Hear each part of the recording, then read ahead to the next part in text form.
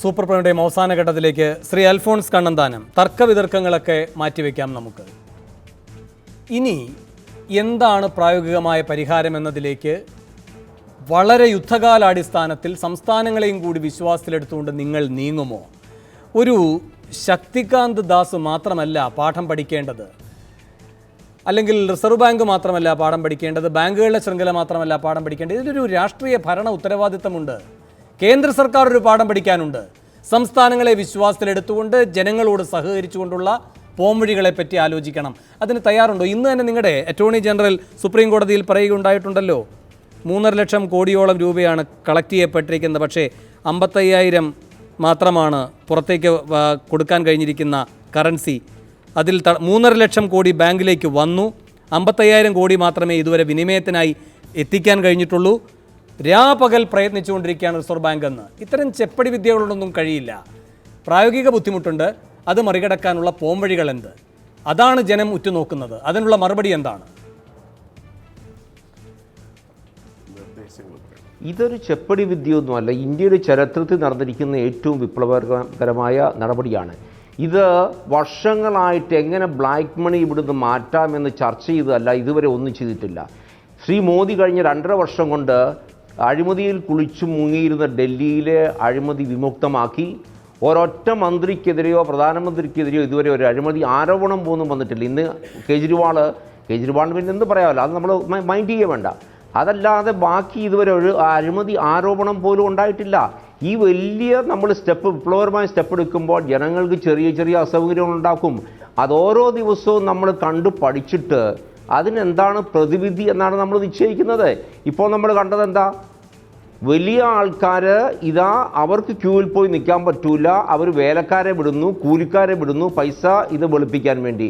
ഇത് സമ്മതിക്കൊന്നുമില്ല എന്ന് പറയുമ്പോൾ അതിനൊരു നടപടിയെടുക്കുമ്പോൾ അത് വലിയൊരു വിമർശനത്തിന് കാര്യമാണോ? അല്ല, ഇങ്ങനെയല്ല നമ്മൾ നോക്കേണ്ടത്. നമ്മൾ ഇന്ത്യയിൽ ഏറ്റവും പ്രധാനപ്പെട്ട ബ്ലാക്ക് മണിക്കെതിരെ വലിയ കാര്യമാണ്. പക്ഷേ അങ്ങയുടെ പ്രധാനമന്ത്രി പറഞ്ഞ പോലെ ഈ സമ്പന്നർ മുഴുവൻ രാത്രിയിൽ ഉറക്കം നഷ്ടപ്പെട്ടിരിക്കുകയായിരുന്നില്ല. അവർ ഇതിന്റെ പോംവഴികൾ ആലോചിക്കുകയായിരുന്നു. ആ പോംവഴികൾ കണ്ടപ്പോൾ ഇപ്പോൾ നിങ്ങൾക്കാണ് ഉറക്കം നഷ്ടപ്പെട്ടിരിക്കുന്നത്. അത്രയേ ഉള്ളൂ പ്രശ്നം. ശ്രീ പി കരുണാകരൻ, 2 മിനിറ്റ് എനിക്ക് കഷ്ടിയ സമയമുള്ളൂ. 1 മിനിറ്റിൽ സാർ പാർലമെന്റ് നാളെ ഞാൻ ഒന്നുകൂടെ പറഞ്ഞോട്ടെ, ഒന്നുകൂടെ മറുപടി പറഞ്ഞോട്ടെ. ഇന്ത്യയില് നമ്മുടെ കേന്ദ്ര മന്ത്രിമാർ പോലും അറിയാതെയാണ് ഈ തീരുമാനം പ്രൈം മിനിസ്റ്റർ അനൗൺസ് ചെയ്ത്. ഒരു മന്ത്രി പോലും അറിഞ്ഞിട്ടില്ലായിരുന്നു. അതുപോലെ സീക്രട്ടായിട്ട് ശ്രീ കരുണാകരൻ പറയുന്ന കണക്ക് വെസ്റ്റ് ബംഗാളിലെ BJPക്ക് ആർക്കും ഇതിനെപ്പറ്റി യാതൊരു പിടിയുമില്ല. കേന്ദ്ര മന്ത്രിമാരെ പോലും ഇതൊക്കെ രഹസ്യമായി ചെയ്തതിന്റെ പൊല്ലാപ്പാണ് നമ്മൾ ചർച്ച ചെയ്തുകൊണ്ടിരിക്കുന്നത്. അവസാനമായി 30 സെക്കൻഡ് ശ്രീ പി കരുണാകരൻ, എനിക്ക് 1 മിനിറ്റേ ഉള്ളൂ. ബാക്കി 30 സെക്കൻഡ് എനിക്ക് ശ്രീ ഷാനവാസിന് കൊടുക്കണം. മറ്റന്നാൾ എന്ത്? ശ്രീ പി കരുണാകരൻ, ജനങ്ങൾ തെരഞ്ഞെടുത്ത വ്യക്തിയാണ് താങ്കൾ. പാർലമെന്റിൽ മറ്റന്നാൾ എന്ത്? തീർച്ചയായിട്ടും ഒരു ജനപ്രതിനിധി എന്ന നിലയിൽ ഞാൻ മാത്രമല്ല, പ്രതിപക്ഷ കക്ഷികളാകെ മാത്രമല്ല, ഗവൺമെൻറ് അനുകൂലിക്കുന്ന കക്ഷികൾ പോലും ഇന്നത്തെ സർവകക്ഷി യോഗത്തിൽ ശക്തമായ വ്യത്യസ്ത അഭിപ്രായം രേഖപ്പെടുത്തിയിട്ടുണ്ട്. അതുകൊണ്ട് തന്നെ ഈ വിഷയം ഓരോ സംസ്ഥാനത്തിലെയും പ്രയാസങ്ങൾ, വിവിധ ജനവിഭാഗങ്ങളെ ബാധിക്കുന്ന പ്രയാസങ്ങൾ യഥാർത്ഥം നമ്മൾ വിചാരിക്കുന്നതിനേക്കാളും വളരെ വളരെ ഗൗരവമായിട്ടുള്ളതാണ്. കാരണം ജനങ്ങളുടെ പർച്ചേസിംഗ് പവർ തകരുകയാണ്. ആ പർച്ചേസിംഗ് പവർ തകർന്നാൽ അവർക്ക് വാങ്ങിക്കാൻ കഴിയില്ല. വാങ്ങിക്കാൻ കഴിയാതിരിക്കുന്ന സമയത്ത് സാധനങ്ങൾ ഉൽപ്പാദിപ്പിക്കപ്പെടില്ല. സമ്പദ്ഘടനയെ തന്നെ ബാധിക്കുന്ന ഒരു വിഷയമായിട്ട് മാറുക. കേരളത്തെ സംബന്ധിച്ചിടത്തോളം സംസ്ഥാന ഗവൺമെന്റ് വരുമാനം വളരെ